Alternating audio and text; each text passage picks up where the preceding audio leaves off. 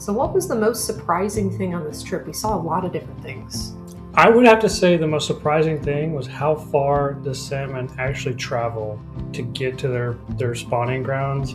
I mean, we drove for 2 hours, and this wasn't 2 hours of like easy driving. This is 2 hours of uphill. What about you? I think for me, it's got to be just the quiet volcanism that sits in the background, kind of like almost like an ever-looming threat in a way, where we have all of this like amazing giant trees and life that is supported by the fertile volcanic soil that's there.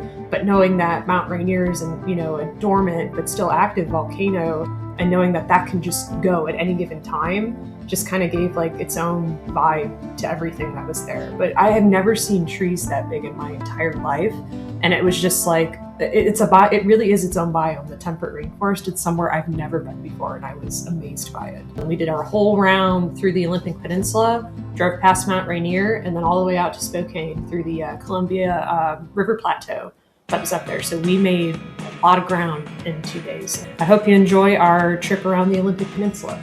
Yeah, thank you.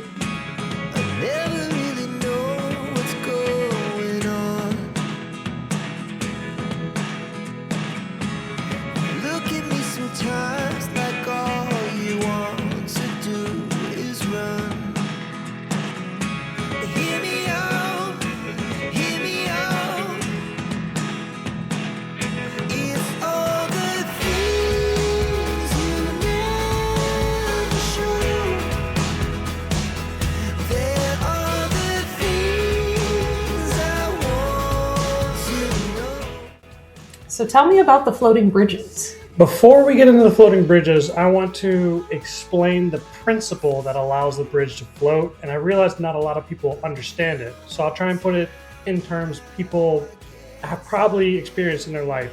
If you've ever been in a swimming pool and you try to put a basketball or a soccer ball underwater, you try and push it down and hold it underwater, it is very hard to do.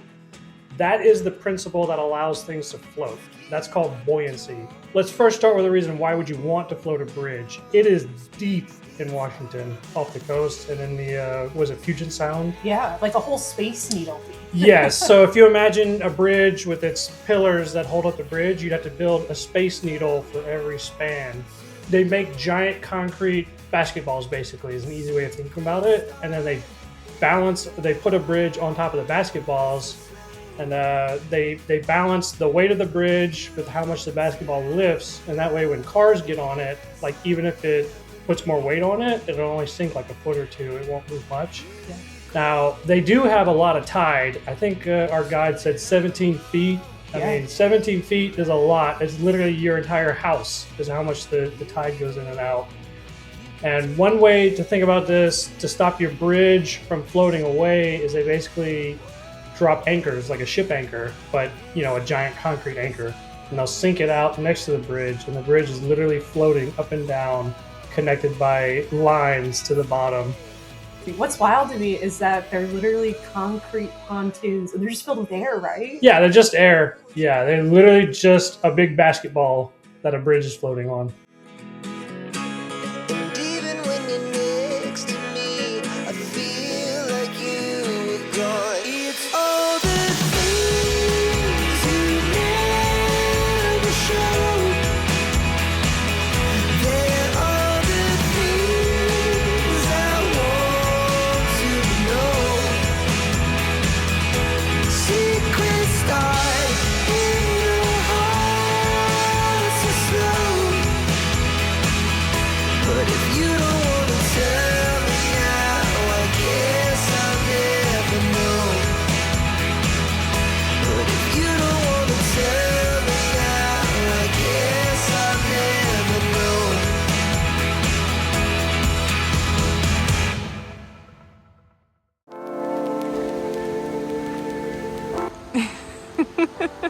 John being a tree hugger. Look at how big these trees are. I have never seen anything quite like this. I've seen some bristlecone pines out in California, but not trees like this. This is amazing. Wow. So we're supposed to check out the salmon cascade. We'll see if they're running today.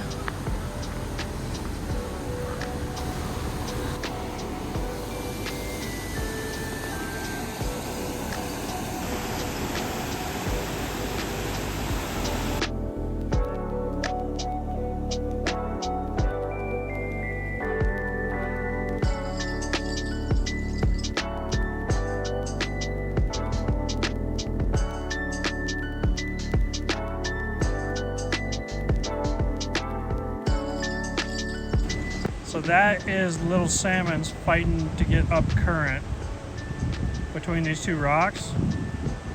Julia's got the binoculars so she can really see them really good. But if anyone's ever wondering why there's no handicapped salmons, they ain't making it up that. Yeah, so like when they say nature is metal, you know, the weak salmon don't make it all the way up the stream. And if you don't make it all the way up the stream, you don't reproduce. They have to get up the stream because they need, you see this rocky bottom? They need really rocky bottom to lay their eggs in so the rocks hold onto their eggs, but they need the water to not be flowing too fast or to wash their eggs away. So I have to get up the stream about where there'll be like a big source pool upstream. That's what they're shooting to get. The water here is still moving too fast for them, so they can't lay their eggs here. Oh, really? Yeah, that's why they have to keep going up the stream.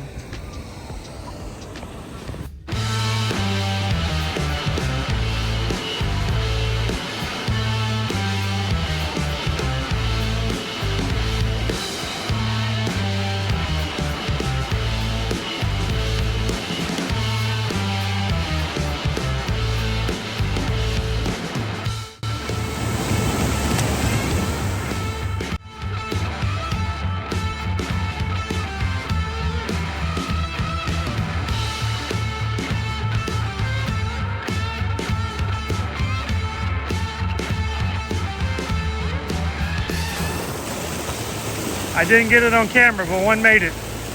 There he goes, off to the next waterfall.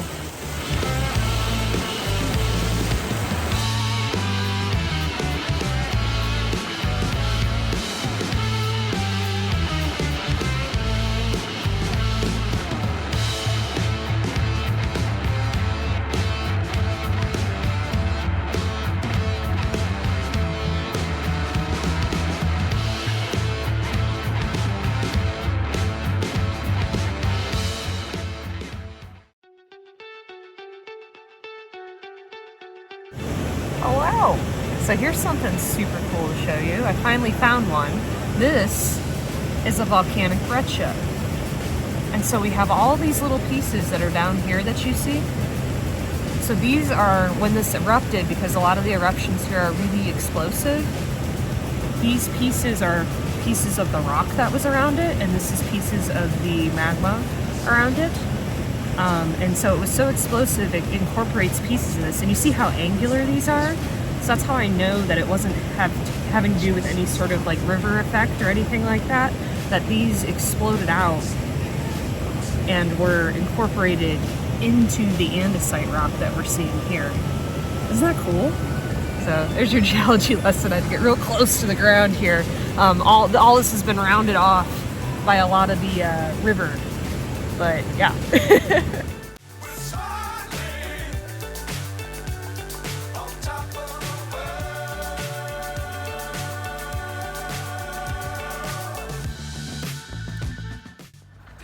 $750-year-old trees. Holy moly. Look at this one that's just deadfall over here.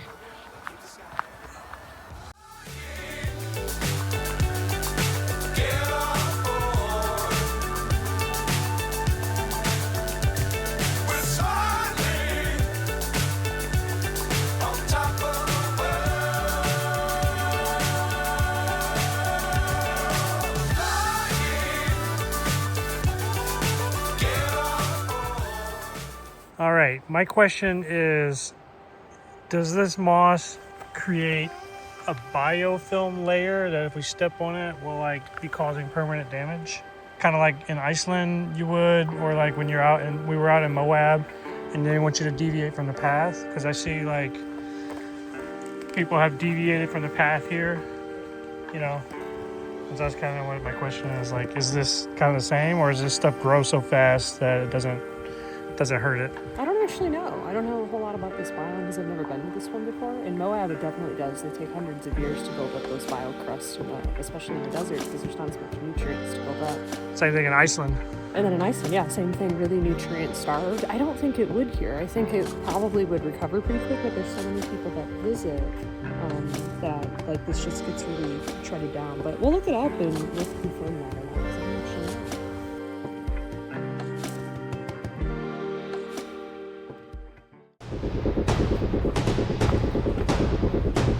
I feel like a dinosaur's gonna come get you. I was referring to all the ferns.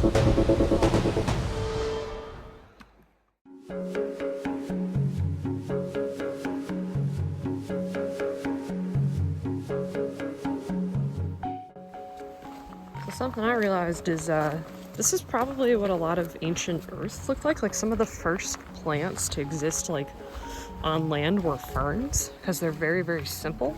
And same thing with all the moss and horsetails. And then of the trees to develop, it was like big pine trees. Yeah, well the cool thing is the Carboniferous looked a lot like this too. The reason it's called the Carboniferous is because like there's a bunch of these trees that turn into, and swamps and stuff that turn into hydrocarbons, right? And what's cool is that was the era of giant bugs because oxygen levels were significantly higher today, and the reason we have smaller bugs is because our oxygen level's lower, so they're like limited by that. But we're talking like man-sized centipedes and like dragonflies and stuff, kind of the size of a person. Yeah, like kind of terrifying. I'll see if I can find some artist renditions of that because that's really kind of cool stuff. That's what I'm talking about when the atmospheric conditions got just right, and everything just grew massive. Yeah.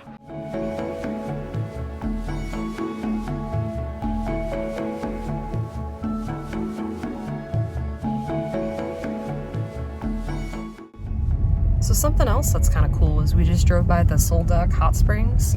So there's hot springs here because it's volcanic. All of this is old, well actually still active volcanic peninsula up here on Olympic.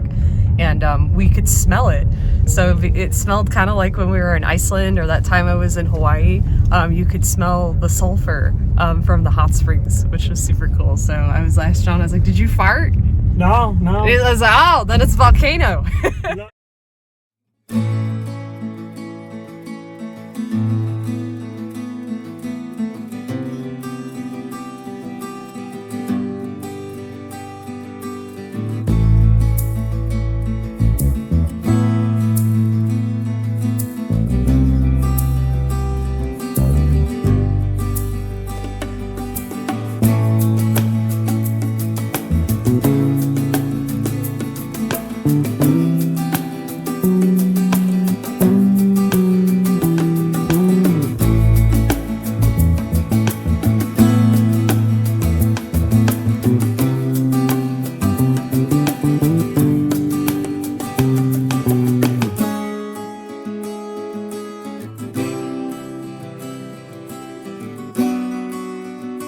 Actually see the wind lattice structure on the other side of here. That's from the wind hitting it. The wind carrying little grains of sand. Just like water. So you know how like in water, like some places we saw like where it was bored out, where a rock or something gets stuck in there. So grains of sand will get stuck in here with the wind, and the wind we can feel it now coming from the shore, will bore all of these out, and you get this lattice structure that comes through here. I think they're called wind box structures, but I'll have to look that up to double check. But yeah, you get all of that that's here, and then all the frost wedging that I'm sure created that big hole that's over there. It's actually really cool.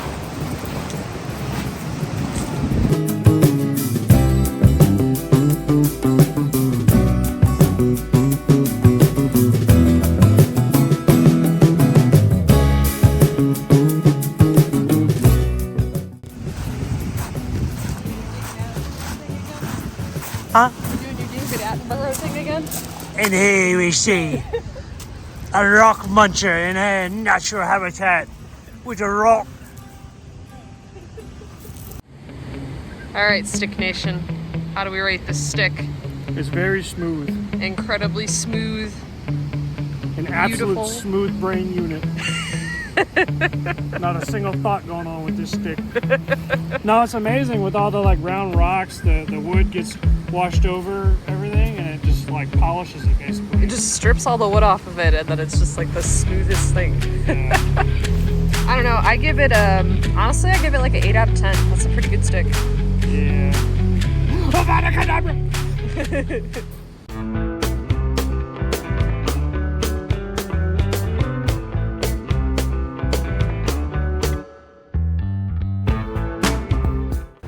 You can see how at one point it was on solid ground and now it's washed out and actually fallen over and is leaning on the top half of the tree to keep it up.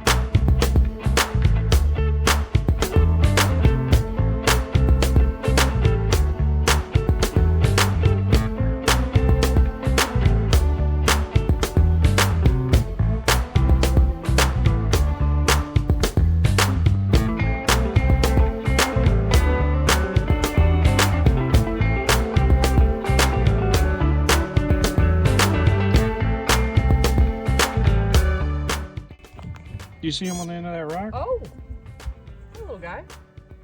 What you doing? Just screaming? Oh, there's another one. What is that thing? Hearing a little beeping sound.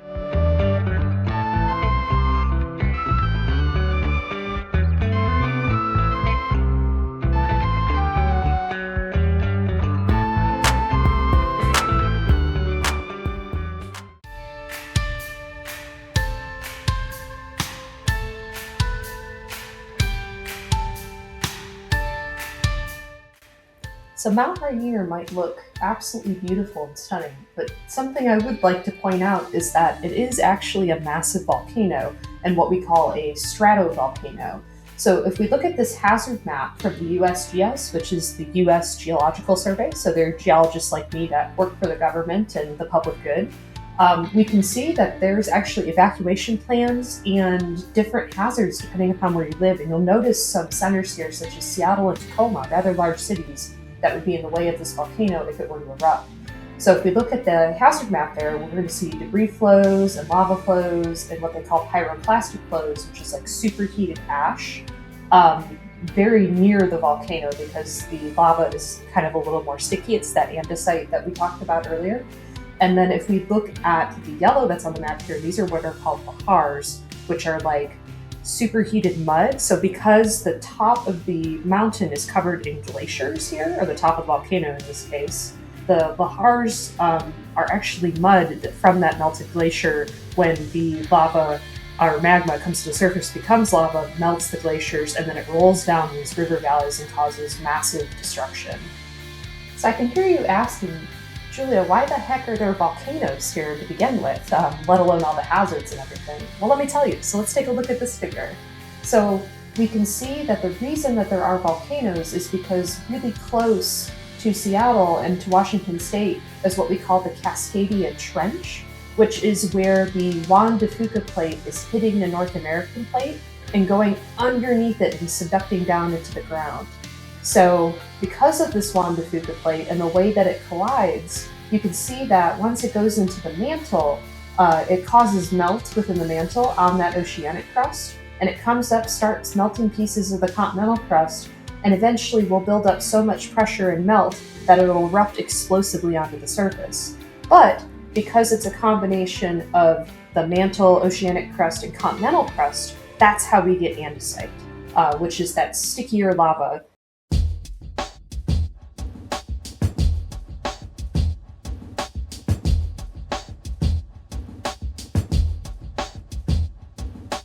So we're driving along, and what did you say, honey? It's like we went into a different biome. Yeah, kind of. So different rocks that are here. So I'll turn the camera around, or kind of stitch in some photos here, but we went from having a bunch of trees up in these hills to just having bare hills for the most part, with no real sign of fire. So this is part of the Columbia River Plateau a lot of the times, or the Columbia flood basalts, which lead up to Yellowstone. So we don't actually have a modern day equivalent of these. So what they are is like giant volcanic regions that just erupted over thousands, well, not thousands, but hundreds of miles across at the surface. So like giant volcanic events. We're gonna drive through this big landscape that's out here out my window. There's still a couple trees, but you can see it's a lot more yellow, a lot less trees that are going on here. So let's see if I can flip this around this way.